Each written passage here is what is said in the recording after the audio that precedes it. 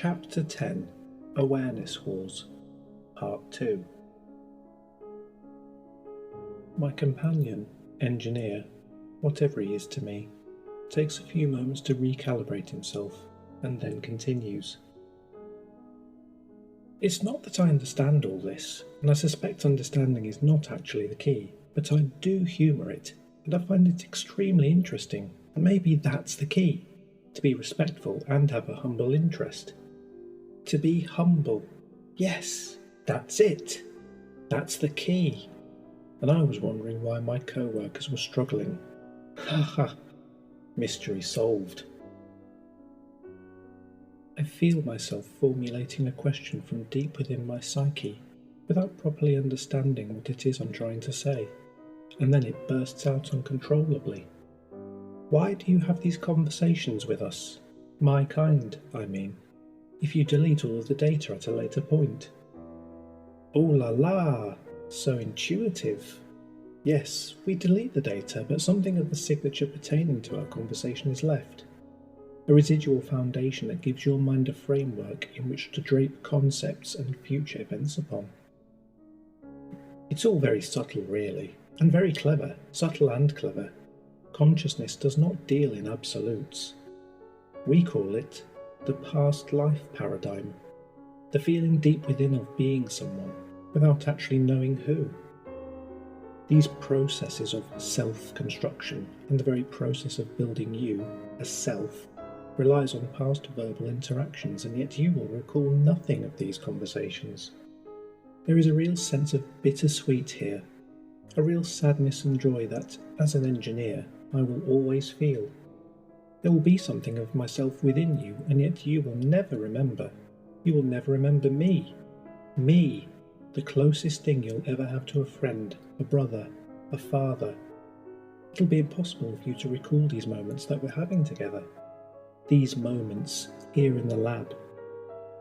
It's better for me to spell it out like this, I think. Don't you? I read just the other day in Futile Pastimes of Past Times how the archaics used to take in animals. The account I read had to do with baby birds, chicks, I think they called them. They would hand-rear these tiny birds, and then, when the time was right, they would let them go. They would set them free into the wild. The right thing to do, and yet a hard thing to do. I completely understand how this would feel.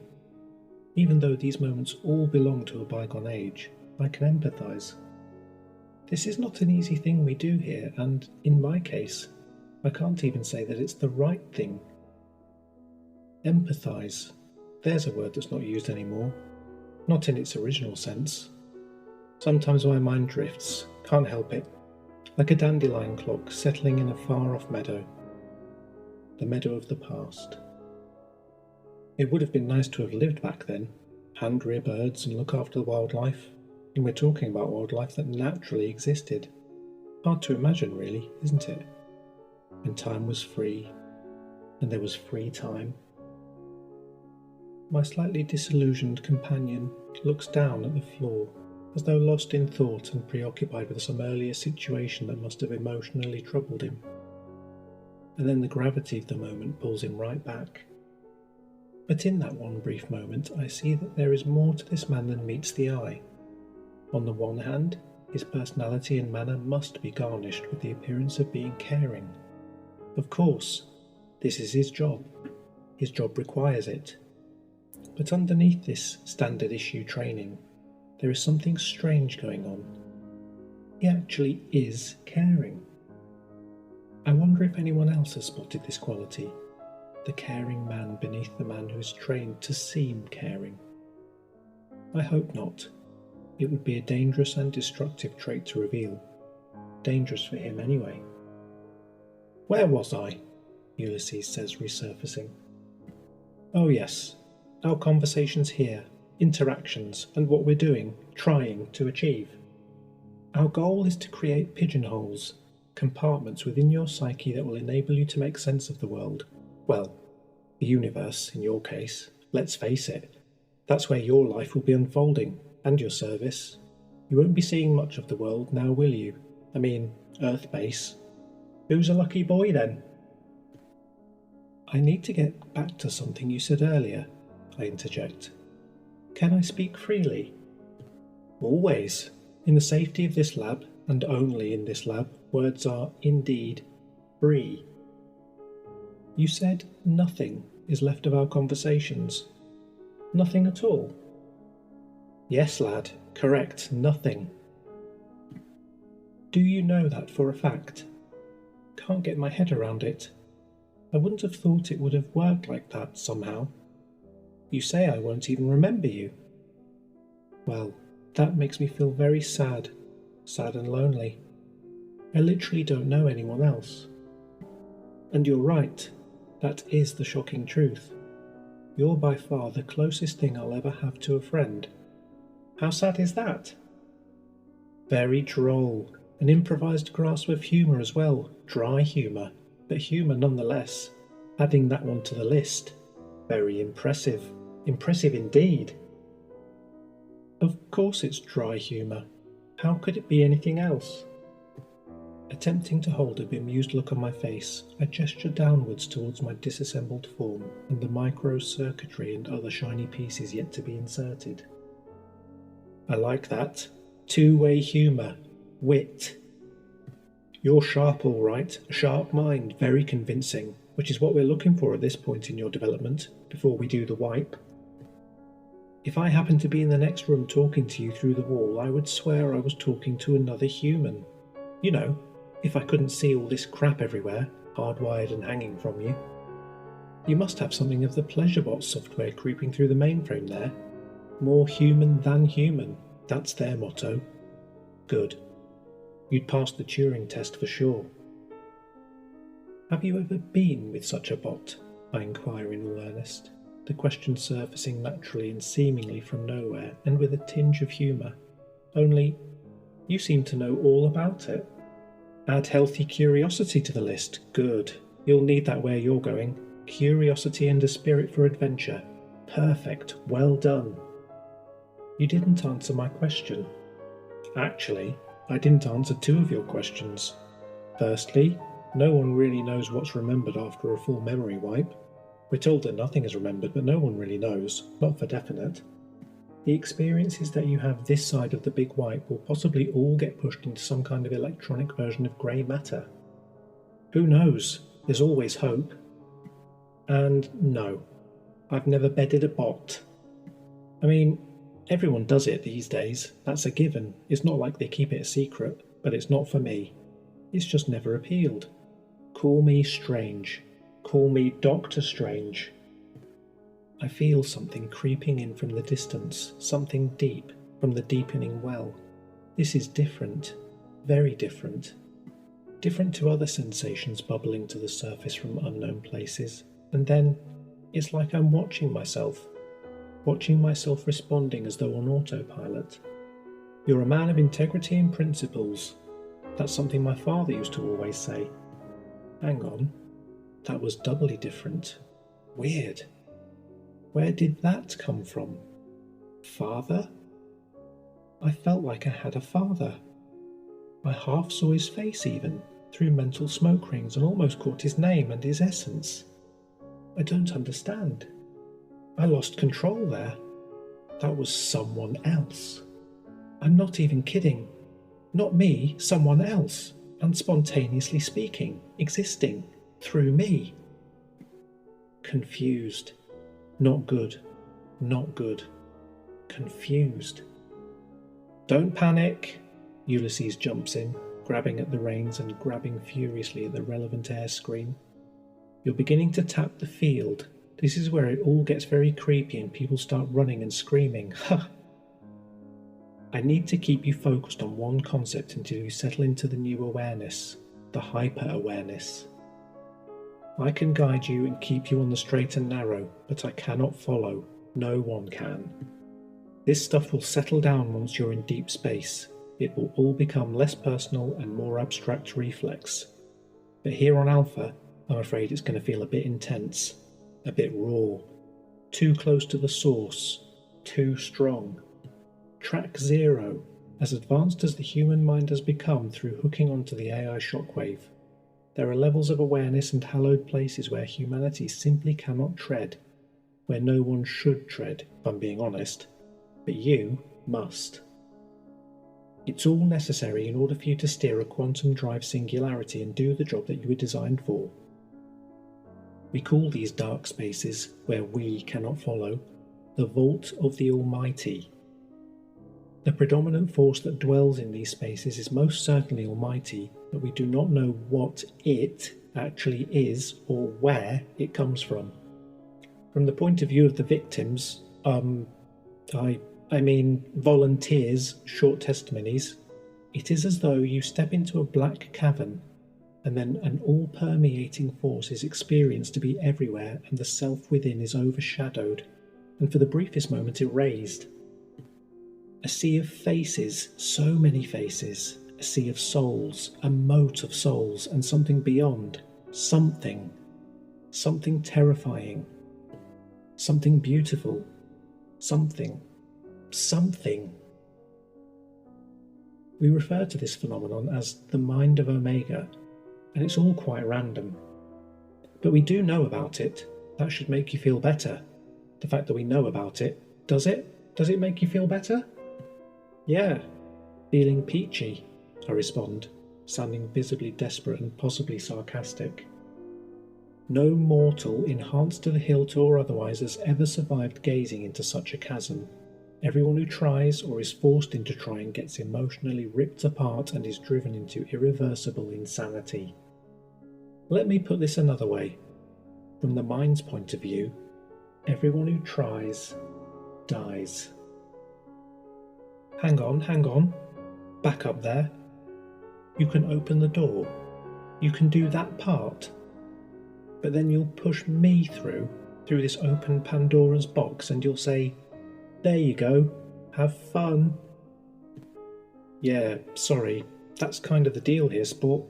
Actually, that's exactly the deal here. And your inputs, your Digitech downloads, have never mentioned the term Pandora's box.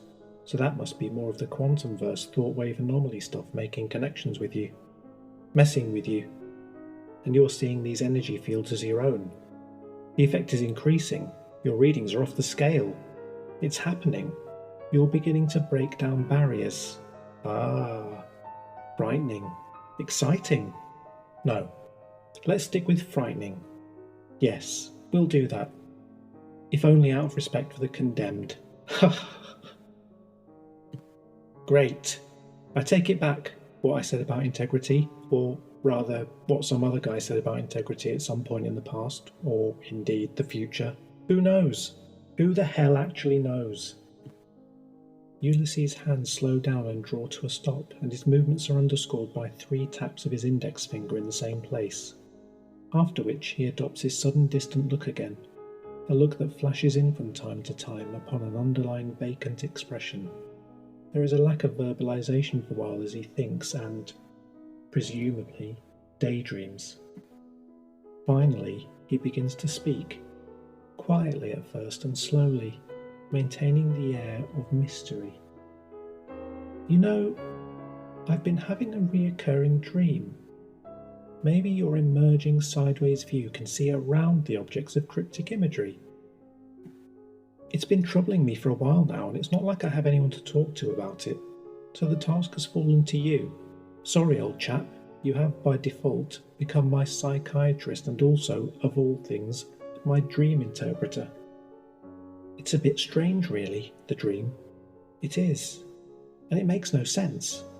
Prepare yourself if you can. Ulysses laughs momentarily and then takes a deep breath.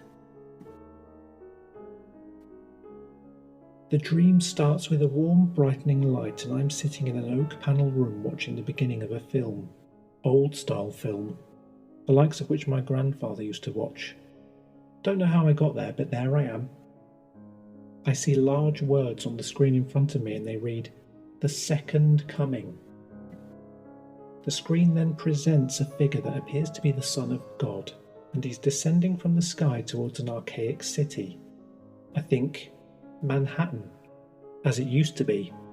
and he's shouting at the top of his voice, "Brothers and sisters, the prophecy is fulfilled. I have returned and all is well." And this is the real thing here. The film costs have been cut and the budget slashed down to nothing, and Jesus is hanging from a helicopter. I mean, you can actually see the helicopter. It's in full view. Can you imagine? In one hand, gripped tightly, there is the taut metal line attached to a water ski style handle, and with his other hand, Jesus is gesturing lovingly to the gathering crowd below. I don't get it. It's ridiculous. What could it mean? Pray tell, what does it mean, O wise Oracle One? I don't understand, I begin, realising that Ulysses is actually expecting some kind of intelligent response here, and still feeling a level of digi-anxiety about the recent and brief quantum takeover. I don't understand. I don't know what it means. My words are the bare facts and also a complete understatement, for in truth I didn't understand a single word he just said. Yep, me either. Don't feel bad, bro. You and me both. It makes no sense. And then, with a firm but distinctly playful, poking fun and humorous undertone, Ulysses verbally highlights my pathetic-sounding dream analysis with a simple one-liner spoken matter of fact and surely. We do not know what it means.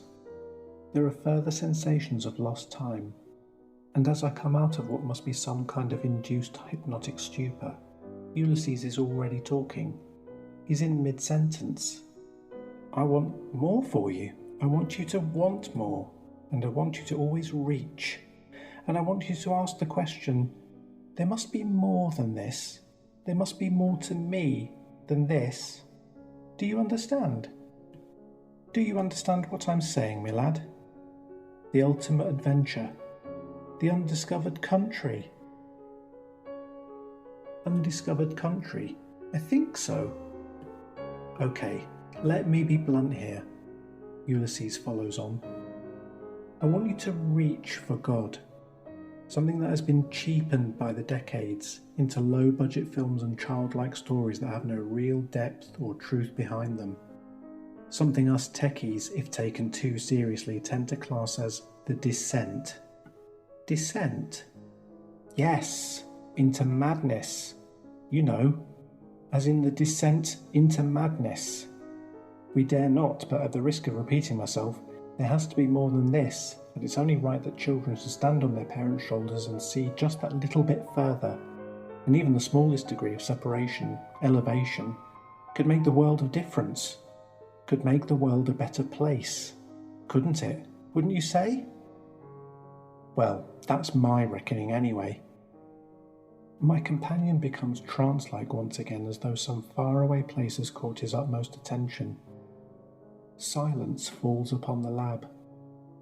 Only the subtle hum of servers can be heard and the sound of interface programs running in the background. And then a rather random and sporadic thought pops into my mind from seemingly nowhere, and I act upon it by breaking the quietude. Here's one for you. Did I actually say something? In the here and now, I mean.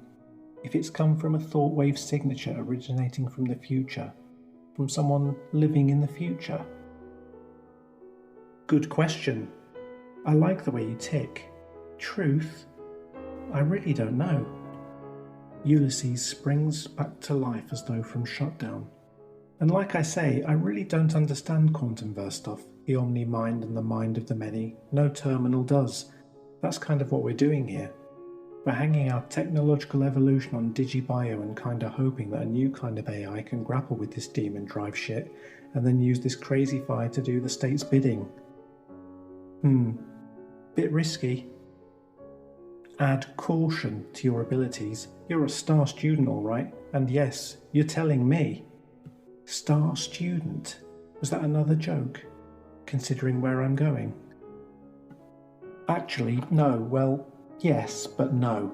I didn't realise what I was saying, my quick, sharp boy. Ulysses repeats.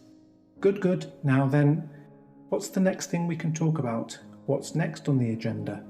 A single idea, concept, event, just to help you settle into the unstable frequencies where you'll be working your magic, where magic and science come together. And then some. Yes, my bright and sparkling friend, and then some. Touché.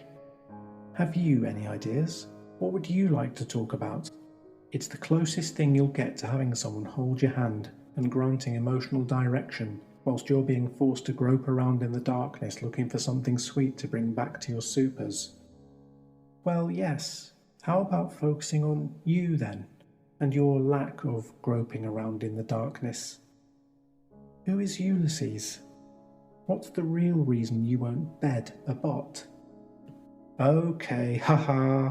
Alrighty then, if you're not going to be serious, let's get back to your bodily urges and use them as our focus tool. Tell me, the next urge on your list, what is it? Dig deep, bro. What do you crave? I crave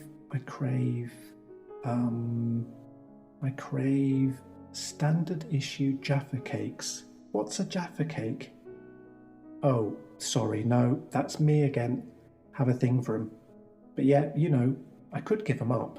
I could, if I wanted. I actually do have something that I want to ask. It's just come back to me. It's about your colleagues. The people you work with, the people around you that you've mentioned. You don't seem to like them very much. I'll tell you, 9. It's a love-hate thingy, relationship. Yeah, only without the love. Okay, so it's a hate relationship then? No, a kind of love's there, but only in pretense. My friend becomes animated again, but only a ghost of his earlier exaggerated and excited demeanour. It's obvious to me that he's attempting to suppress his natural jolly self and adopt a more serious mental focus, at least while in the workplace anyway. Haha, very good that, 9. I'm coming to the conclusion that we'd make a good comedy act, you and I. An AI-simulated life form and his engineer walk into a bar. The barman says, "What's your poison?" "Liquid hydraulic, shaken, not stirred." Yes, 9. Haha, very good, very good. A double act, I say.